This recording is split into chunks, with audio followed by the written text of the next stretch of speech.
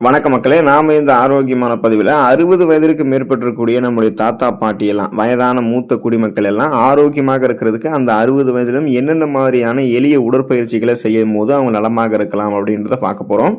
தினமும் ஏதாவது நம்மளுடைய உடல் செயல்பாடுகளில் ஈடுபடுவது உடல் நலத்தை தவிர மனநலத்தையுமே மேம்படுத்தும். உடற்பயிற்சிகள் அப்படின்னு சொல்ற வரும்போது பார்த்தீங்கன்னா அது உங்களுடைய உடல் நலத்திற்கும் ஆரோக்கியம், மனநலத்தையும் அது சீராக வைக்கும்.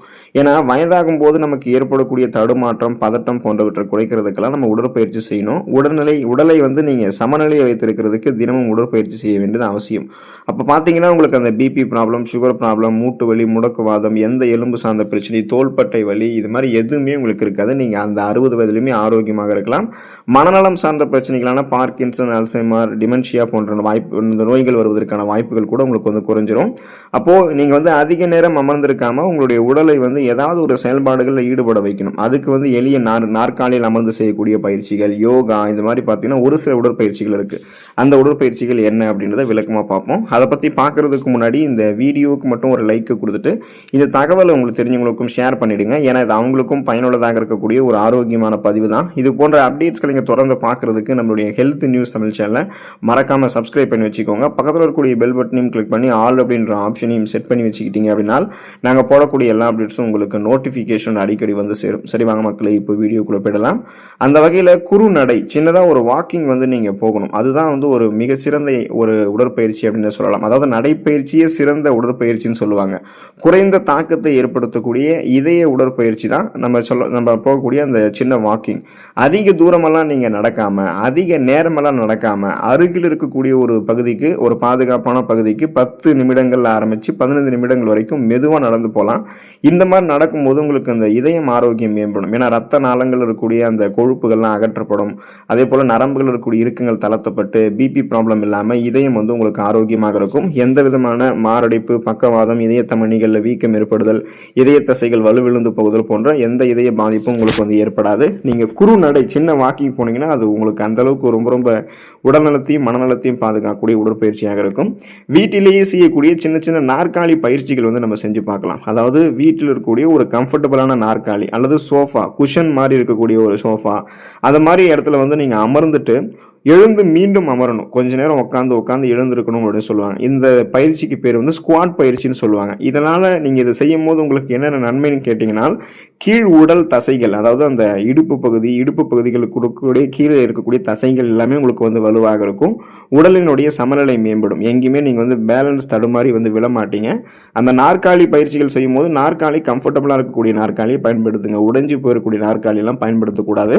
நீச்சல் பயிற்சி நம்ம செஞ்சு பார்க்கலாம். ஸோ இப்போ 60 வயதிற்கு மேற்பட்டவர்கள் நீச்சல் பயிற்சி செய்யறது முடியுமா, நீச்சல் பயிற்சி செய்யலாமான்னு கேட்டீங்கன்னா, உங்களுக்கு சின்ன வயசுல நீச்சல் அடிக்கக்கூடிய பழக்கம் இருக்குன்னா நீங்க 60 வயதிலுமே நீச்சல் அடிக்கலாம். அதுல எந்த விதமான தவறும் இல்லை. ஒருவேளை உங்களுக்கு நீச்சல் பழக்கம் தெரியலன்னா உங்களுடைய துணைவரோட, நீச்சல் தெரிந்த ஒரு துணைவரோட அல்லது உங்களுடைய நண்பர்களோட, பேரன் பேத்திகளோட, நீங்க குடும்ப உறுப்பினர்களோட நீச்சல் அடிக்கலாம். இல்லைன்னா அங்கீகரிக்கப்பட்ட பயிற்சி நிறுவனங்களுக்கு சென்று ஒரு பயிற்சி ஆசிரியர் நம்ம கொடுப்பாங்க. நமக்கு ஒரு அந்த மென்டார் மாதிரி கொடுப்பாங்க இல்லையா? ஸோ அவங்க கூட நீங்க நீச்சல் பயிற்சி மேற்கொள்ளலாம். ஸோ இது எத்தனை தடவை பண்ணலான்னு பார்த்தீங்கன்னா, வாரத்தில் 1 அல்லது 2 நாட்கள் நீங்கள் இந்த மாதிரி ஆறு அல்லது குளங்களை நீச்சல் அடிக்கலாம். இல்லைனா அங்கீகரிக்கப்பட்ட பயிற்சி நிறுவனங்களை போயிட்டு நீச்சல் பயிற்சி மேற்கொள்ளலாம். நீச்சல் பயிற்சி மேற்கொள்ளும் போது எலும்புகள் ஆரோக்கியமாக இருக்கும். குறிப்பாக பார்த்தீங்கன்னா இந்த மூட்டுகளை இலகுவாக்கும், கை கால்களில் தளர்ச்சி ஏற்படாமல் சுறுசுறுப்பாக உங்களை இயங்க வைக்கும் நீச்சல் பயிற்சி. நீச்சல் பயிற்சி செய்யும் போது நீங்கள் உங்களுடைய நண்பர்களோட பேசிக்கிட்டே நீச்சல் பயிற்சி செய்கிறது, தென் இடைவெளியில் நீச்சல் பயிற்சி செய்யும் போது பார்த்தீங்கன்னா கொஞ்சம் பிரேக் விட்டுட்டு நண்பர்களோட பேசும்போது உங்களுடைய மனநலமும் மேம்படும். சுவரில் புஷ்அப் 60 வயதிற்கு மேற்பட்டவர்கள் செஞ்சு பார்க்கலாம். இப்போது மேல் உடலினுடைய தசைகளை வலுப்படுத்துறதுக்கு சுவரில் புஷ்அப் பண்ணலாம். நீங்கள் தரையில் புஷ்அப் பண்ணக்கூடாது. தரையில் புஷ்அப் பண்ணுறது 60 வயதிற்கு மேற்பட்டவர்களுக்கு தேவையான ஒரு உடற்பயிற்சியான்னு கேட்டிங்கன்னா தேவையில்லை. அப்படி பண்ணணும், அதிக எனர்ஜி நம்ம செலவு பண்ணணுன்றதெல்லாம் கிடையாது. அந்த 60 வயதிலும் ஓரளவு நம்மளுடைய உடலை ஆரோக்கியமாக வைக்கிறதுக்கு சுவரில் புஷ்அப் பண்ணாலே போதும். ஸோ இதுக்கு அதிக ஆற்றல் தேவையில்லை. ஆனால் இது உங்களுக்கு ஒரு நல்ல பயிற்சியாக இருக்கும். சுவரில் போயிட்டு நீங்கள் புஷ்அப் பண்ணினாலே போதும். அமர்ந்த நிலை பயிற்சி நீங்கள் செஞ்சு பார்க்கலாம். நாற்காலியில் அல்லது கட்டிலில் அமர்ந்தபடி நீங்கள் காலை தூக்கணும்.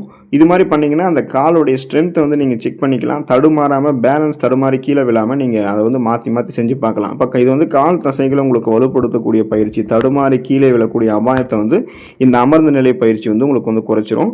அதே போல் தான் ஒற்றைக்கால் சமநிலை பண்ணணும். இந்த பயிற்சி வந்து உங்களுடைய பேலன்ஸ் வந்து செக் பண்ணும், சமநிலையை பராமரிக்கிறதுக்கு ஹெல்ப் பண்ணும். சில நிமிடங்கள் வந்து ஒற்றை காலில் நீங்கள் நிற்கணும், பின்னர் மற்றொரு காலை மாற்றி சில நிமிடங்கள் இருக்கணும். ஒரு 5 நிமிஷம் டைம் ஃபிக்ஸ் பண்ணிக்கோங்க. வலது காலை ஊனி இடது காலை தூக்கி வலது கால் மேலே வச்சு ஒரு 5 நிமிஷம் அப்படியே பேலன்ஸாக இல்லைங்க. இது வந்து உங்களுடைய அந்த பேலன்ஸ் தடுமாறாமல் இருக்கிறதுக்காக ஒரு உடற்பயிற்சியாக தான் இது வந்து இருக்கும். தென் வந்து இப்போ நீங்கள் வலது காலை கீழே வச்சுட்டு வலது காலை மேலே தூக்கிட்டு இடது காலை கீழே வச்சுட்டு வலது காலை எடுத்து இடது கால் மேலே கிட்டத்தட்ட சூரிய நமஸ்காரம் மாதிரி நீங்கள் இது வந்து மாற்றி பண்ணிங்கன்னா இந்த ஒற்றைக்கால் சமநிலை பேலன்ஸ் தடுமாறாமல் உங்களுக்கு இருக்கிறதுக்கு ஹெல்ப் பண்ணும். சைக்கிள் ஓட்டுதல் வந்து 60 வயதிற்கு மேற்பட்டவர்கள் வந்து செய்யலாம். இப்போது நீச்சல் பயிற்சி போல தான் இந்த சைக்கிள் பயிற்சியுமே. உங்களுக்கு சைக்கிள் ஓட்ட தெரியும்னா நீங்கள் சைக்கிள் ஓட்டலாம். இல்லை ஓட்ட தெரியாதுன்னா பாதுகாப்பாக உங்களுடைய துணைவரோட அல்லது சைக்கிள் ஓட்ட தெரிஞ்ச உங்கள் நண்பர்களோட ஒரு சில பாதுகாப்பு கவச நடவடிக்கைகளை மேற்கொண்டதுக்கப்புறம் சைக்கிள் ஓட்டலாம். இல்லைனா ஒரே ஒரு பெஸ்ட் சொல்யூஷன், வீட்டிலேயே நின்றுக்கக்கூடிய பழைய சைக்கிள்களை ஸ்டாண்டு போட்டபடி ஓட்டலாம். இல்லைனா சில நிமிடங்கள் சில கிலோமீட்டர் தூரையில் சாலையில் வந்து நீங்கள் சைக்கிள் ஓட்டிட்டு போகலாம். உடற்பயிற்சி உபகரணங்கள் ஒன்று இருக்கும் பார்த்தீங்கன்னா, அந்த ஃபிக்ஸ்டு சைக்கிள், நிலையாக சைக்கிளை வாங்கி வீட்டிலேயே பொருத்தி அதில் வந்து நீங்கள் பயிற்சி செய்யலாம்.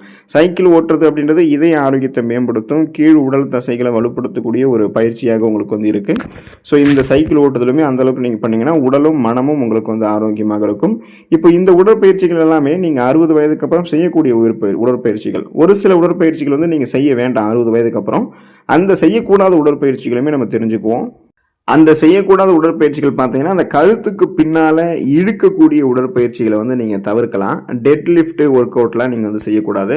60 வயதிற்கு மேற்பட்டவர்கள் இந்த முழங்கால் தோலுக்கு பாதிப்பை ஏற்படுத்தக்கூடிய உடற்பயிற்சிகளை வந்து செய்ய வேண்டாம். புல்லப்பு புஷ்அப் போன்றவற்றெல்லாம் தவிர்க்கிறது நல்லது. ஏன்னா நீங்கள் அதை பண்ணும்போது வெயிட் அதிகமாக போட்டு பண்ணும்போது அது உங்களுக்கு வந்து நிறைய பிரச்சனைகள் ஏற்படுத்தும். வெயிட் போடாமல் பண்ணும்போது பிரச்சனைகள் ஏற்படுத்தும். இப்போ தான் நீங்கள் வந்து சொன்னீங்க புஷ்அப் பண்ணலாம் அப்படின்னு சொல்லிட்டு, அப்புறம் ஏன் புஷ்அப் வந்து பண்ணக்கூடாதுன்னு சொல்கிறீங்கன்னு நீங்கள் கேட்கலாம். புஷ்அப் வந்து நீங்கள் சுவரில் வந்து புஷ்அப் பண்ணலாமே தவிர தரையில் வந்து நீங்கள் புஷ்அப் பண்ண வேண்டிய அவசியம் இல்லை. அதே போல் அதிக எடையை போட்டு செய்யக்கூடிய அந்த செஸ்ட் ப்ரெஸ் ஒர்க் அவுட்னு சொல்லுவாங்க, அந்த ஒர்க் அவுட்டில் நீங்கள் தவிர்க்கணும். வெயிட் லிஃப்டிங் போன்ற உடற்பயிற்சிகள்லாம் செய்யக்கூடாது. இப்போ பார்த்தீங்கன்னா அந்த ஸ்குவாட்டிங் உடற்பயிற்சிகளை தவிர்க்கணும். இப்போ வந்து ஸ்குவாட்டிங் உடற்பயிற்சி நீங்கள் தான் வந்து செய்ய சொன்னீங்க, உட்காந்து குஷன் சேர்லாம் உட்காந்து எழுந்திருக்க சொன்னீங்க அப்படின்னு சொல்லலாம். ஆனால் ஸ்குவாட்டிங் உடற்பயிற்சிகளை ஏன் தவிர்க்கணும்னு கேட்டிங்கன்னா, நீங்கள் மெதுவாக உட்காந்து எழுந்தக்கூடிய பட்சத்தில் நீங்கள் அதை செய்யலாம், எந்த பிரச்சனையும் கிடையாது. வேகமாக உட்காந்து எழுந்திருக்கணும், உங்களுக்கே ஒரு வேகம் வந்து இல்லை நம்ம உட்காந்து ரொம்ப தூரம் ரொம்ப நேரம் உட்காந்து எழுதிருக்கலாம் அப்படின்னு சொல்லிட்டு அந்த ஸ்குவாட்டிங் உடற்பயிற்சி நீங்கள் செய்யக்கூடாது. குறிப்பாக பார்த்தீங்கன்னா 60 வயதிற்கு மேற்பட்டவர்கள் எக்காரணம் கொண்டும் ட்ரெட்மில்லில் நடக்கிறது வந்து தவிர்க்கிறது அவசியம். 50 வயதை நம்ம தாண்டும் போது இம்பேலன்ஸாக நம்ம வந்து உணர்வோம். இதனால் ட்ரெட்மில்லில் நடக்கும்போது பேலன்ஸ் தடுமாறி தவறி நம்ம கீழே விழுறதுக்கு வாய்ப்பு இருக்குது. அப்படின்றதால அதை வந்து நம்ம தவிர்க்கணும். அதே போல் 50-60 வயதிற்கு மேற்பட்டிருக்கிற நபர்கள்லாம் உடற்பயிற்சி செய்யும் போது சில பேர் பார்த்தீங்கன்னா இந்த ஜிம் ஆக்டிவிட்டீஸை வந்து அதிகமாக பண்ணுவாங்க. ஜிம் ஆக்டிவிட்டீஸ் வந்து நம்ம பண்ணணும் அப்படின்றது அவசியமே கிடையாது. அது வந்து அதிக எனர்ஜி வந்து எடுத்துக்கும், நம்மளுடைய உடல் நலத்துக்கு தான் பாதிப்பு தரும். ஸோ வீட்டிலேயே இந்த மாதிரி எளிய உடற்பயிற்சிகளை நம்ம வந்து செய்யலாம். எந்த உடற்பயிற்சியுமே செய்யாமல் இருப்பதை விட தினமும் நடைப்பயிற்சி செய்வது ஒட்டுமொத்த உடல் ஆரோக்கியத்தையுமே மேம்படுத்தும். தினமும் ஏதாவது நம்மளுடைய உடல் செயல்பாடுகளில் ஈடுபட்டாதான் இதய நோய்கள் ஆரம்பித்து பிபி ப்ராப்ளம், சுகர் ப்ராப்ளம், எந்த விதமான பிரச்சனையுமே நமக்கு ஏற்படாமல் நம்ம ஆரோக்கியமாக வாழ்வோம்.